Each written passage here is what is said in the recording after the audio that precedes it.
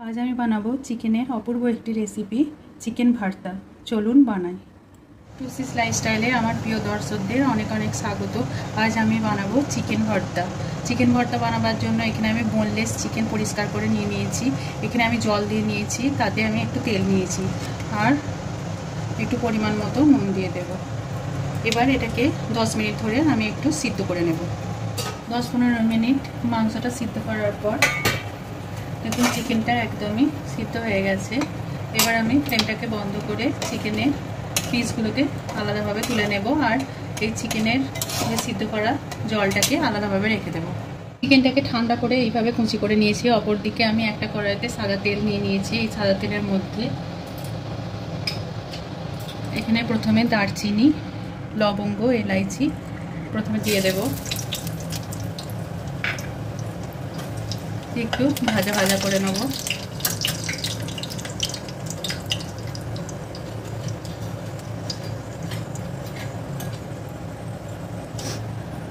ভাজা হয়ে গেলে এখানে দুটো মতো বড় বড় পেঁয়াজ কেটে নিয়েছি, পেঁয়াজটা দিয়ে দেবো।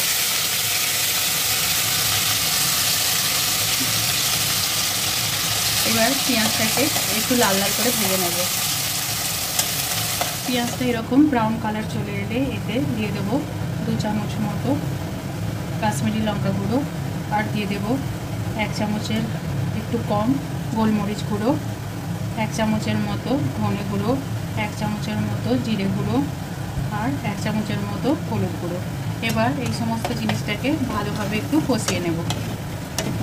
এবার মশলাটা ভালোভাবে কষিয়ে নেওয়ার পর এখানে আমি টমেটো পিউরি করে নিয়েছি। এই টমেটো পিউরিটা এর মধ্যে দিয়ে তেল ছাড়া পর্যন্ত এইভাবে নেড়ে নেড়ে ভালোভাবে কষিয়ে নেব। এবার মশলাটা থেকে ভালোভাবে তেল ছাড়ার পর এখানে রসুন কুচি, আদা কুচি আর কাঁচা লঙ্কা কুচি আছে, এই সমস্ত জিনিসটা আমি দিয়ে দেবো।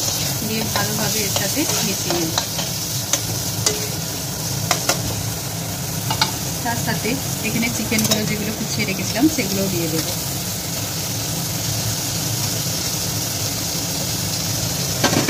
দিয়ে ভালোভাবে একটু নেড়ে চেড়ে নেব।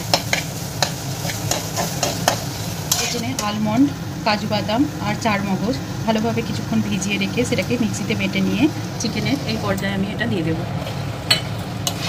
দিয়ে ভালোভাবে নেড়ে চেড়ে নেব।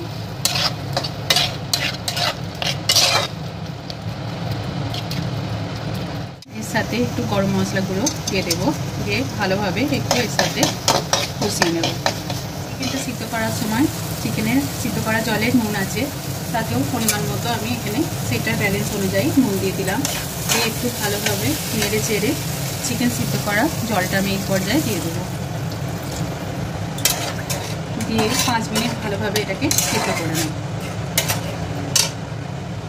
বেশ কিছুক্ষণ সিদ্ধ করার পর জলটা মেরে নেওয়ার পর আমি এখানে একটা ডিমকে কুচি করে দিয়ে দেবো।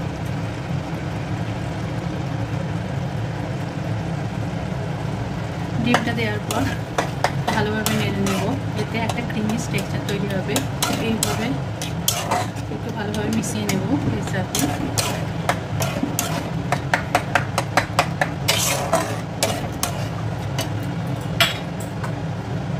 এবার অল্প কাসৌরি মেথি আমি ড্রাই রোস্ট করে রেখেছি, সেটাকে আমি দিয়ে দেব। দিয়ে ভালোভাবে মিশিয়ে একটু ফেটানো ক্রিম আমি এর উপর দিয়ে ছড়িয়ে দেব।